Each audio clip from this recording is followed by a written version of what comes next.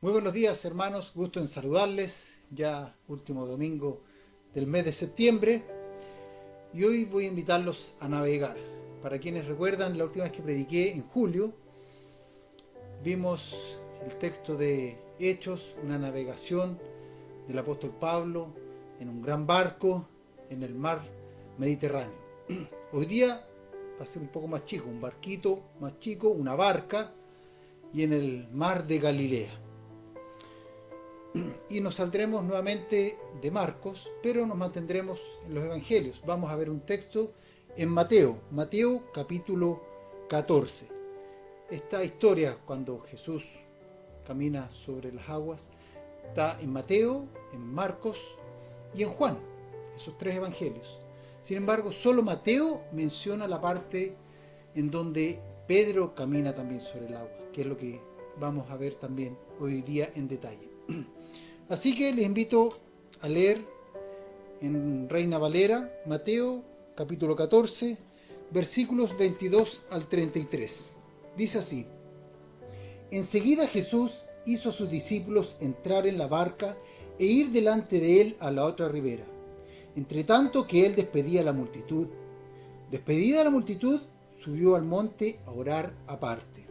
Y cuando llegó la noche, estaba allí solo, y ya la barca estaba en medio del mar, azotada por las olas, porque el viento era contrario.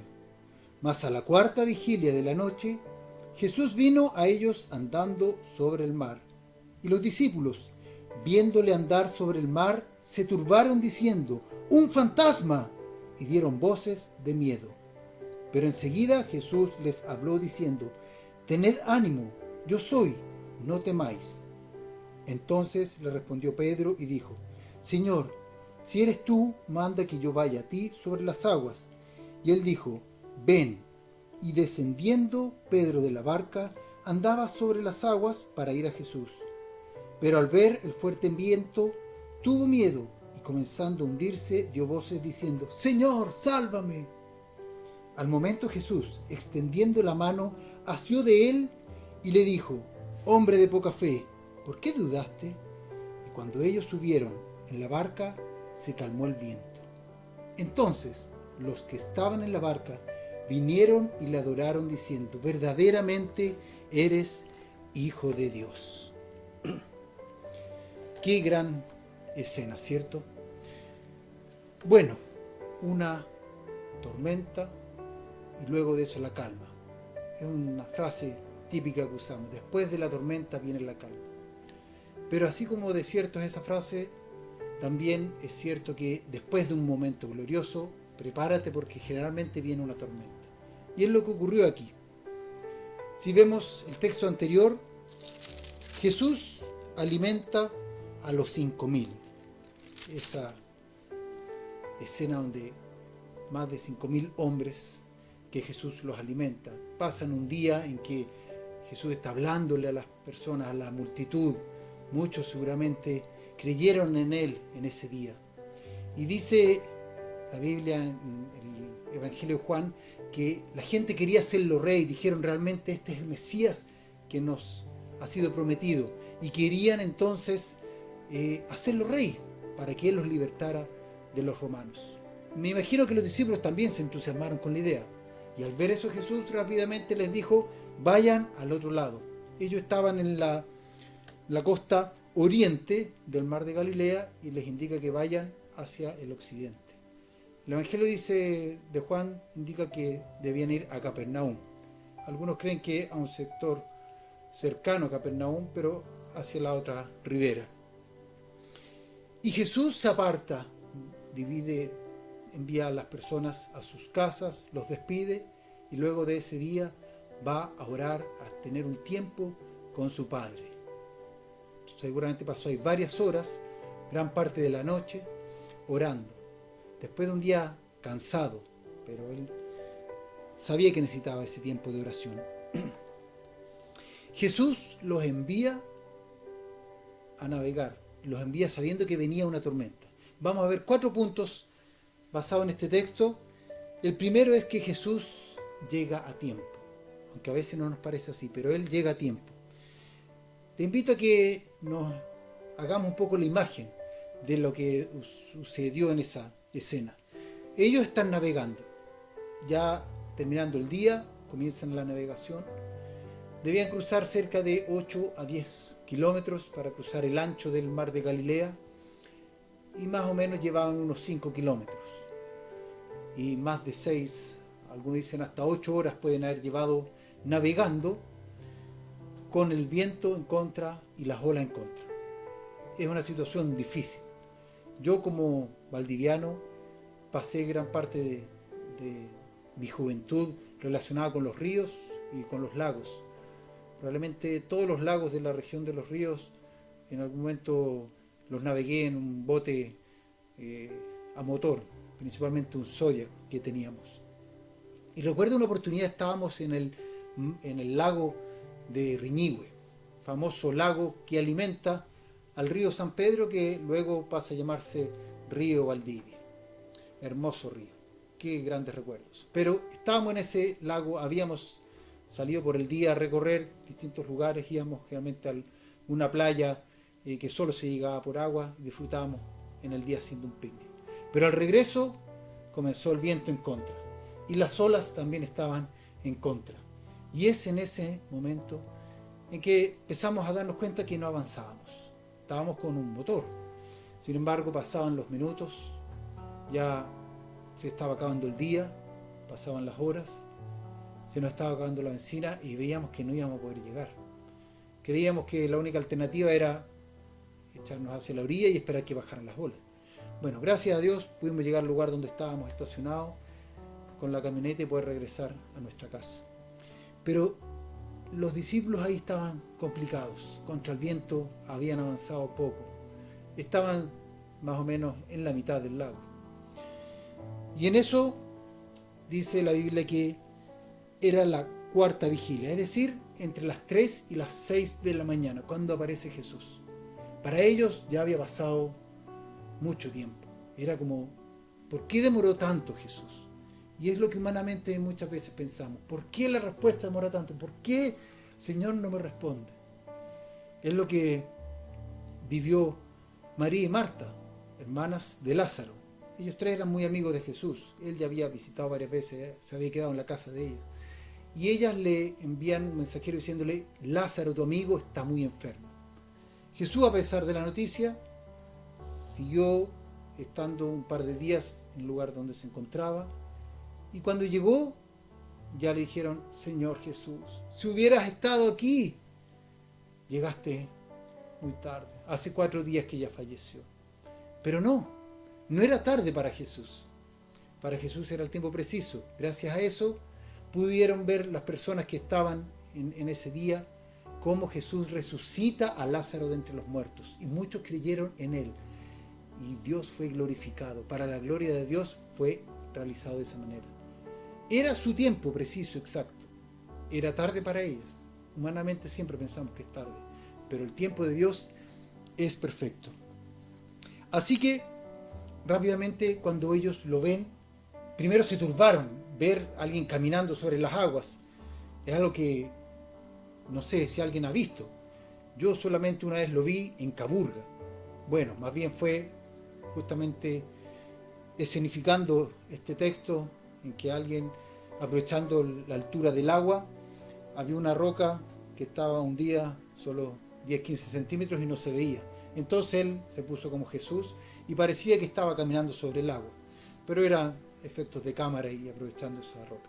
Pero ellos estaban en medio del mar de Galilea y Jesús venía caminando. Se turbaron, tuvieron miedo. Pero apenas Jesús se identifica y le dice, no teman, soy yo. Eso les tranquilizó inmediatamente. Se tranquilizaron ellos. Las condiciones del viento y del mar no se habían calmado aún, seguían igual. Las condiciones externas muchas veces no van a cambiar, pero es el Señor el que trae la paz a nuestro corazón, independiente de la situación como esté, independiente de lo estresante o lo que nos pueda amargar ver las noticias hoy en día, la pandemia, que esto, que desastres, que en todo el mundo distintos desastres naturales, guerras, conflictos. Es un caos este mundo, y es la verdad. Pero independiente de cómo esté la condición a nuestro exterior, que veamos olas y viento en contra, cuando Jesús viene a nosotros y nos dice yo soy, no temáis, trae paz en nuestro corazón. Y es lo que hace Él con sus discípulos. Primero, calma la tempestad de nuestro interior. Vamos al segundo punto que quiero que veamos. Baja de la barca. Qué importante es bajar de la barca, aprender eso. El milagro del día anterior de alimentar a los 5.000 fue algo que presenció muchas personas, algo abierto, público. Sin embargo, después, al entrar en la barca, ya es un evento privado, que solo los más cercanos pudieron presenciar. Y el hecho de Pedro bajarse de la barca es algo que solo él, entre los discípulos, pudo experimentar. Así que por eso la invitación es a bajarnos de la barca. Hay muchas experiencias que vamos a vivir como iglesia. El asistir a un día domingo. Vamos a vivir experiencias y momentos con el Señor muy lindos. También si vamos a un campamento, en Caburga, son tiempos maravillosos. Pero eso es en algunas instancias. Hay otras instancias que son personales. En la barca, hay en privado con el Señor, que mucha gente se lo pierde porque se queda con la iglesia, el día domingo. Pero hay muchas experiencias que vamos a vivir en el día a día personal con el Señor. Él quiere llevarnos a su barca, vivir ese momento personal y más aún a que nos bajemos de esa barca. El versículo 28 dice que Pedro le respondió al Señor y dijo: Señor, si eres tú, manda que yo vaya a ti sobre las aguas. No es una forma como para confirmar si es que era o no Jesús. Así lo podemos leer. Pero la verdad que el original se refiere a que, puesto que eres tú, ya habían escuchado su voz, sabían que era Jesús, ya se habían tranquilizado. Entonces dijo: puesto que eres tú, Señor, deja que vaya a ti. Quiero ir a ti, quiero caminar sobre las aguas como lo haces tú. Y el Señor lo invita a hacerlo. Vemos aquí a Pedro en toda su plenitud. Esa persona atrevida, que se lanza a las aguas, que falla también. Y nos sentimos, gracias doy yo que hay un Pedro en la Biblia con el cual muchas veces nos sentimos identificados. Pero qué importante ese paso. Es fácil criticar a Pedro porque se hundió, se empezó a hundir, no tuvo fe. Pero es muy fácil criticarlo estando lejos o estando haberse quedado en la barca. No, él se atrevió a tomar ese paso. Y creo que una iglesia no puede avanzar, no va a crecer si es que no se baja de la barca. ¿Qué significa bajarnos de la barca? Significa salir de nuestra zona de confort. ¿Estás cómodo donde estás? ¿Estás tranquilo? Quizás Dios quiere sacarte de esa tranquilidad, de esa comodidad espiritual y quiere que bajemos de la barca. Yo quiero agradecer públicamente, por ejemplo, lo que vemos con nuestra familia pastoral. Ellos vivían en Colombia hace más de 5 años. Era su barca, podríamos decir. Sin embargo, el Señor les dice que bajen de la barca y vayan a Chile. Salieron de su zona de confort, de su zona de comodidad, algo totalmente desconocido. Bajaron de la barca y comenzaron a caminar por las aguas, yendo hacia Jesús. No porque nosotros le hayamos ofrecido un proyecto maravilloso como iglesia, con una mejor remuneración y proyecciones. No. Simplemente ellos dieron el paso de fe y se bajaron de la barca. Y no hay otra forma que podamos crecer en el Señor, personalmente y como iglesia, si no nos bajamos de esa barca. ¿Qué cosas hacen que no te quieras bajar de esa barca? A veces es estar cómodo calentando el asiento en la iglesia. Quizás hay cosas que el Señor te está llamando a realizar en alguno de los ministerios. Tenemos varios ministerios en la iglesia en que podemos participar. Quizás el Señor te está llamando a hacer algo y no quedarte ahí en la barca.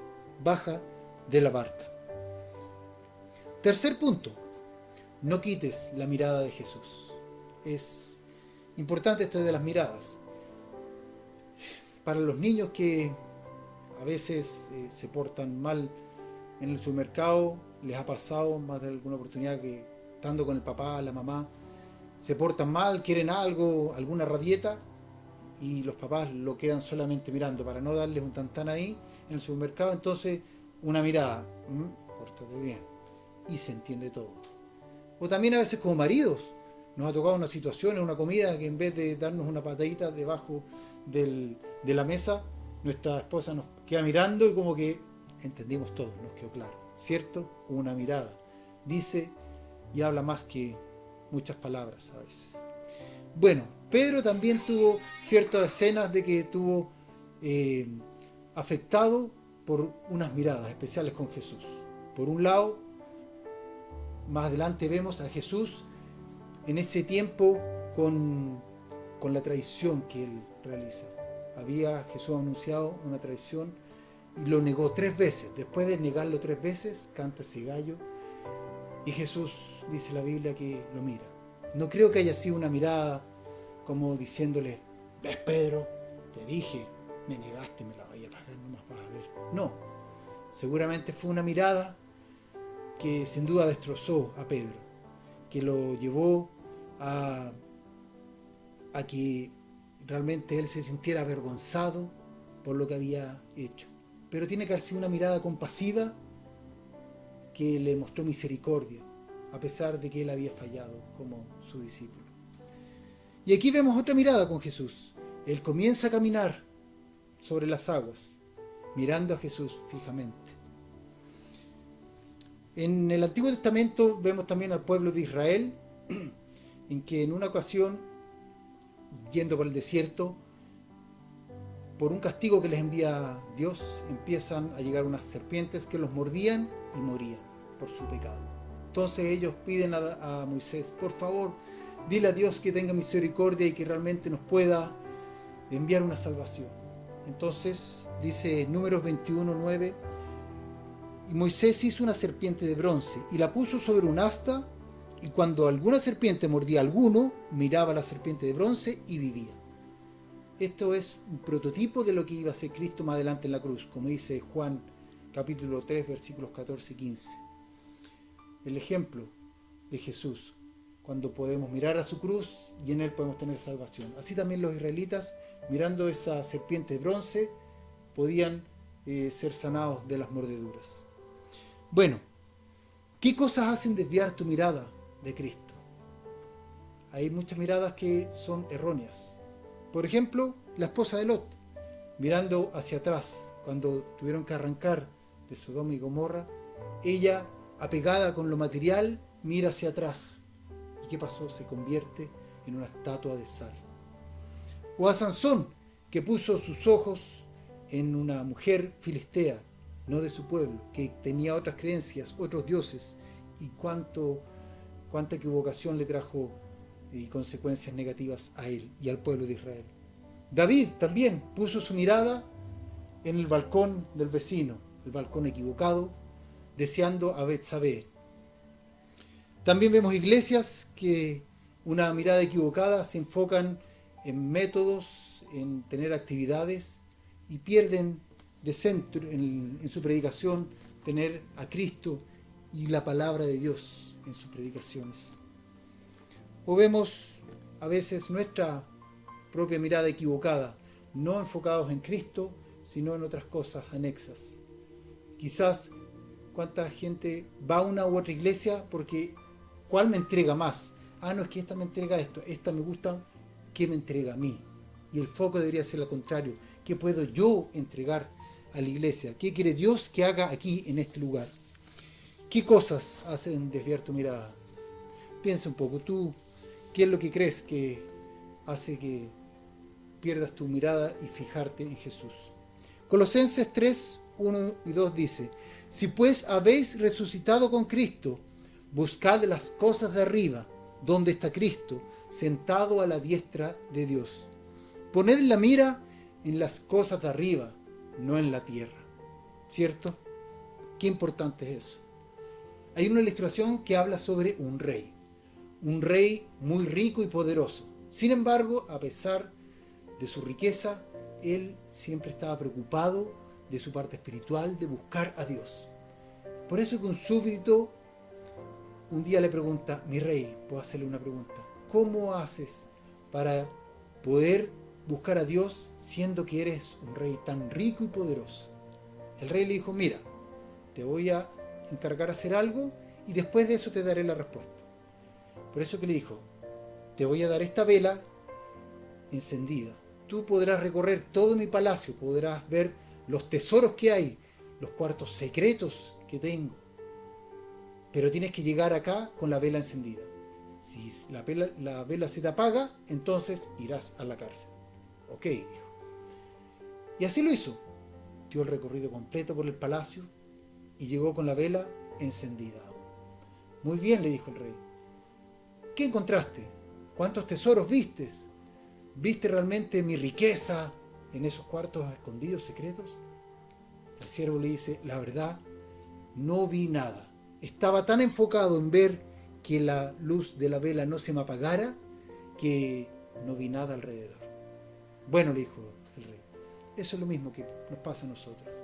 Cuando estamos enfocados en mantener viva esa llama de Cristo en nuestros corazones, entonces las cosas materiales, las cosas que están alrededor, no las vamos a ver, no nos van a interesar, porque vamos a estar enfocados mirando a Cristo, que es lo que Él quiere. Cuando fijamos nuestra mirada en algo, no es ver de reojo. Cuando fijamos nuestra mirada en Jesús, no vemos nada alrededor, estamos fijos en Él. Las cosas de alrededor que nos puedan molestar, de una iglesia, de esto, que no me gusta como la alabanza, no nos vamos a fijar, porque estamos fijados y centrados en Él. Y por último, el cuarto punto, la adoración que vemos, reflejo de todo lo que sucedió en esta cena, en esta experiencia que vivieron los discípulos. Pedro, versículo 30, dice que comienza, al ver el viento y las fuertes olas, comienza a hundirse. ¿Y qué hace? Grita, Señor, sálvame.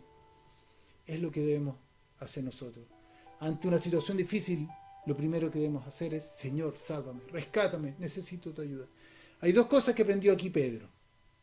Primero, su insuficiencia. Y segundo, la suficiencia de Cristo.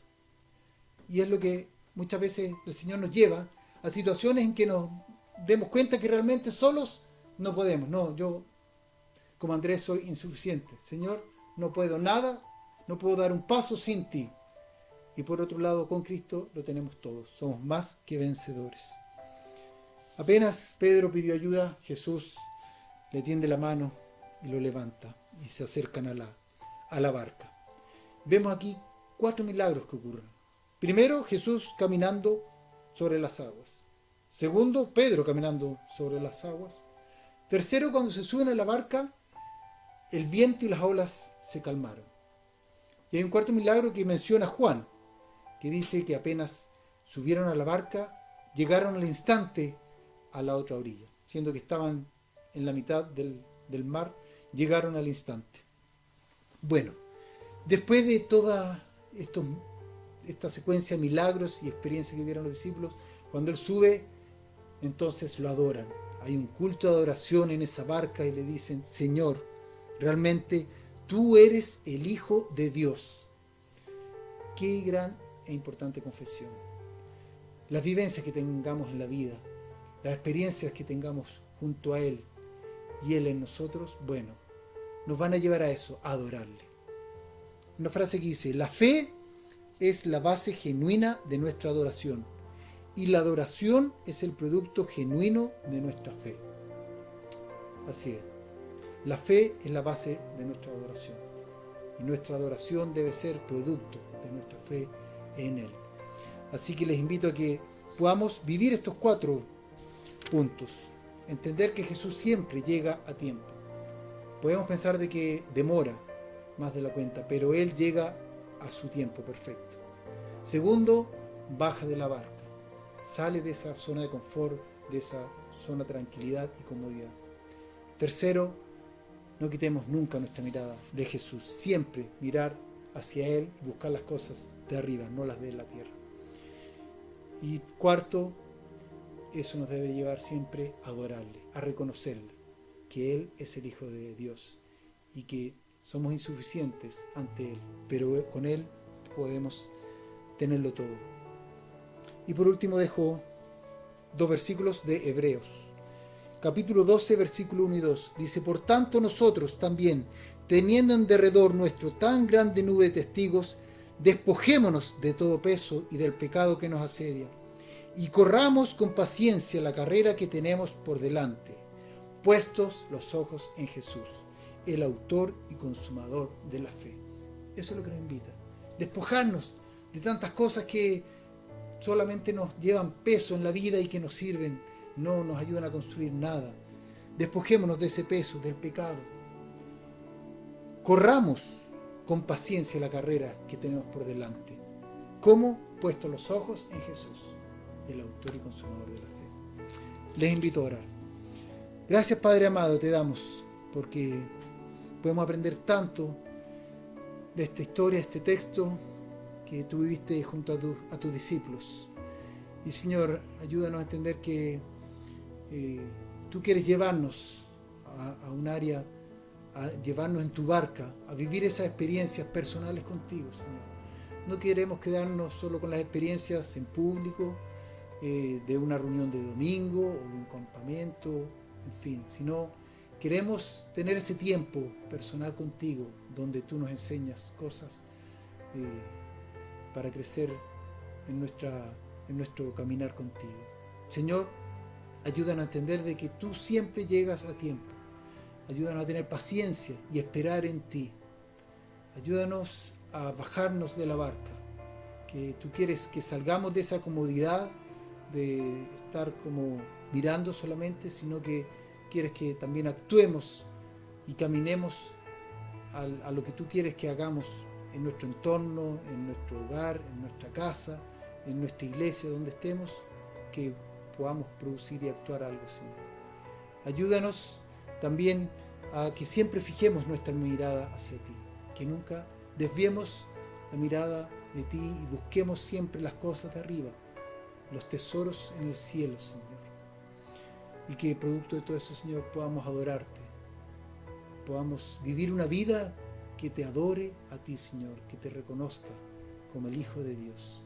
Gracias por este tiempo que tú nos das, que nos permites aprender, reflexionar de tu palabra. Te pido que tú confirmas este mensaje, esta palabra a cada uno de mis hermanos, que tu Espíritu Santo, Señor, sea hablándoles también como lo ha hecho conmigo en esta mañana. Señor, cuántas lecciones tú me das al estudiar este texto. Gracias te doy, Señor. En el nombre de Jesús.